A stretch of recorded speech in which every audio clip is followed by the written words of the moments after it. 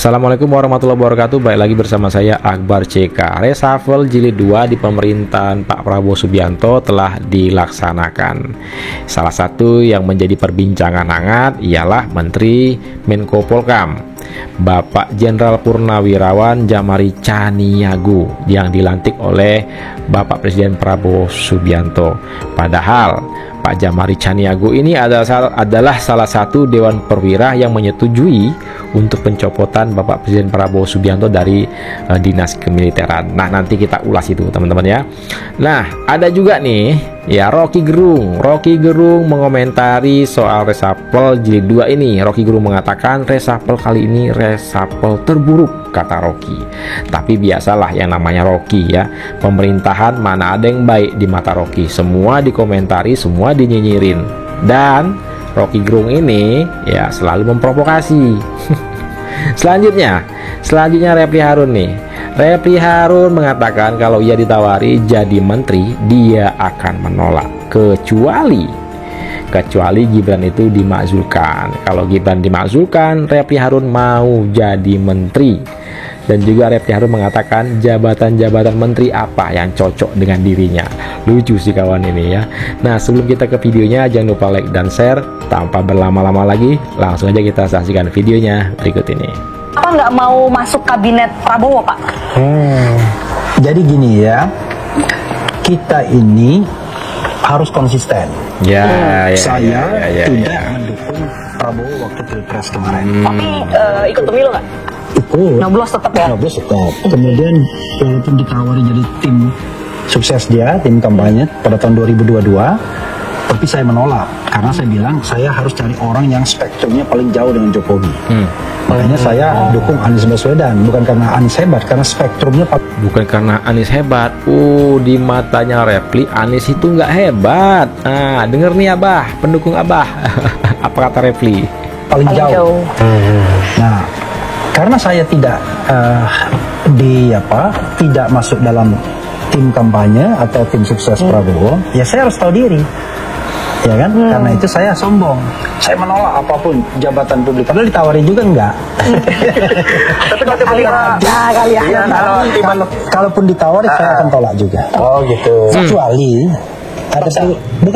ada perubahan. Dari Gibran dimakzulkan. Jawabannya mirip-mirip. Kita ini harus ya malu-malu kucing. Konsisten. Ya kan? Yang kita lawan adalah perilaku koruptif, ya kan, pelanggaran HAM yang terjadi pada era Jokowi, yang kita anggap merusak Indonesia selama 10 tahun terakhir. Lalu itu kamu yang anggap memainkan putusan Mahkamah Konstitusi. Harusnya kan nggak boleh itu, karena ada pamannya sendiri. Sehingga kalau kita mau konsisten, ya kita jangan gabung, kecuali tadi itu disingkirkan dulu. Seandainya udah sesuai nih kabinet ini sesuai keinginan Bang Refli gitu, terus Bang Refli ditawarin kementerian mana yang kiranya Bang Refli mau masuk? Nggak ada. Udah, kalau seandainya udah seandainya spektrumnya udah jauh, ini kan kita berandai-andai. Gini, saya akan mengatakan bahwa harus sesuatu yang saya bisa. Saya ini kan backgroundnya hukum tata negara. Maka kementerian yang paling cocok buat saya Kementerian Sekretaris Negara, Kementerian Dalam Negeri, kemudian Kementerian Hukum, ya kan? Kementerian apa lagi, itu aja saya kira. Menko Polhukam. Menko Polhukam. Menko Polhukam Refli Harun. Refli Harun. Apa hebatnya jadi menteri itu ya? Padahal pembantu ya? Ya biasa aja gitu loh menurut saya. Apa hebatnya jadi presiden aja biasa aja. Lebih capek malah jadi menteri itu karena kerjanya lebih kita ini orang Jakarta yang melihat tokoh itu biasa aja. Saya kan mengundang tokoh setiap saat, ketemu Prabowo, ketemu siapapun, lihat SBY, biasa aja. Apa? Biasa aja dengan wakil presiden, kalian geram. Mimpi Refli Harun mau jadi menteri kalau Gibran dimakzulkan. Gila. Apa hebatnya? Prabowo sang negarawan sejati. Pernah pecat Prabowo, Djamar Chaniago dilantik jadi Menko Polkam. Tahun 1998, Prabowo Subianto diberhentikan dari dinas militer. Rekomendasi itu lahir dari Dewan Kehormatan Perwira. Salah satu sosok kuncinya adalah Djamar Chaniago.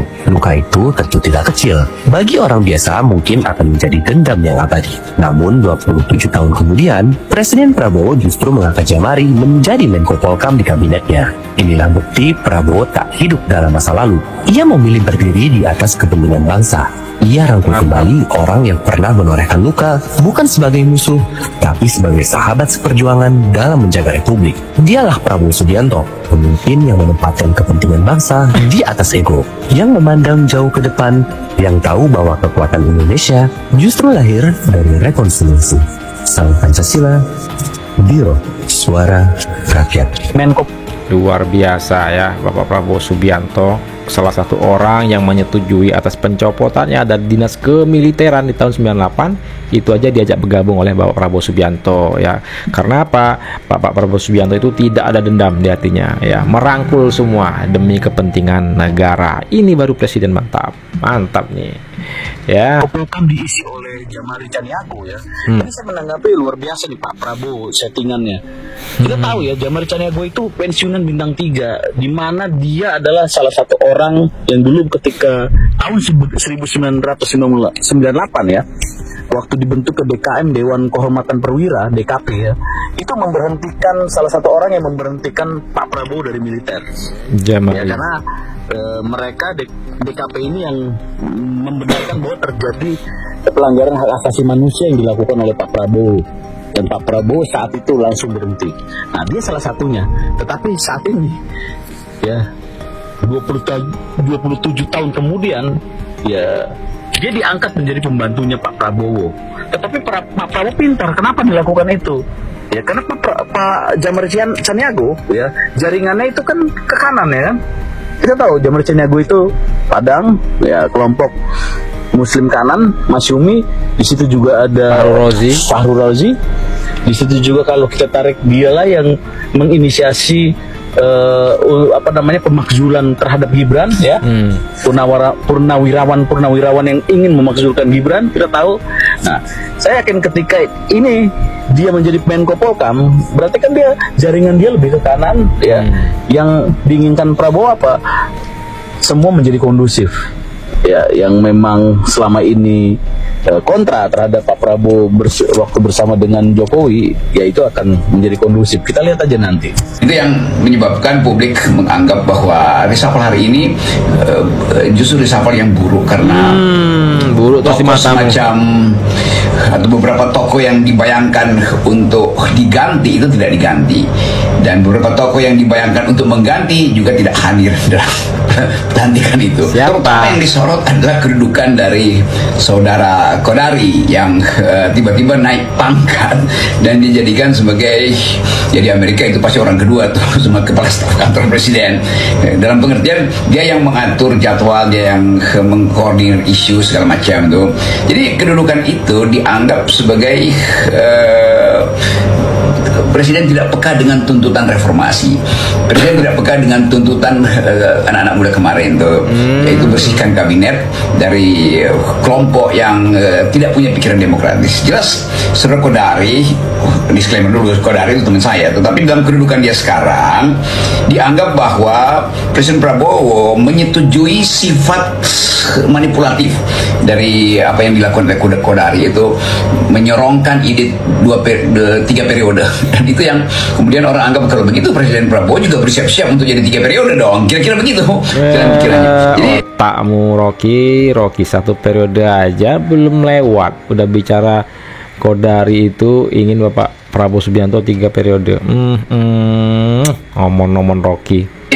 Kabinet yang sekarang yang di reshuffle ini dianggap sebagai tidak melayani atau tidak peka terhadap tuntutan ide demokrasi, ide masyarakat sipil. Jadi kelihatannya itu yang akan jadi sebut aja ingatan publik bahwa satu waktu nanti akan ada gelombang protes lagi memprovokasi nih pada anak muda ini yang menganggap bahwa oke, kalau begini caranya kita turun ke jalan lagi kan, dengan konsekuensi bahwa ekonomi akan terganggu tuh.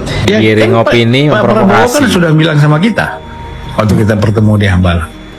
Pak Jokowi tidak menyodorkan nama siapa yang akan menjadi menteri kecuali satu orang, yaitu Pratikno. Itu yang dititip Pak Jokowi, yang lain enggak. Berarti kalau misalnya ada, kan sekarang tuh banyak yang bilang kan, di kabinet itu kan masih banyak wajah Pak Jokowi. Oh berarti salah dong. Karena Pak Jokowi nggak menyodorkan nama siapapun. Dia salah. Kecuali satu orang. Nah ini kan digoreng-goreng oleh orang yang anti Jokowi aja.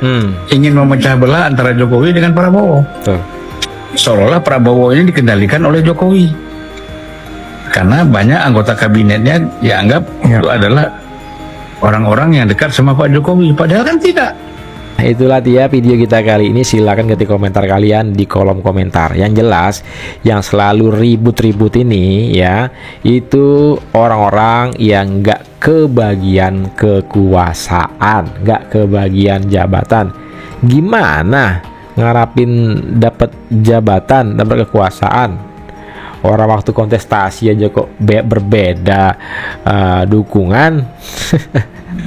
Barisan Abah, barisan Ganjar, barisan Pak Prabowo Subianto. Nah, Pak Prabowo Subianto yang menang, yang kalah kok ribut, ingin juga berkuasa. Udahlah, itu aja intinya ya. Makanya mereka ribut sampai dengan saat ini.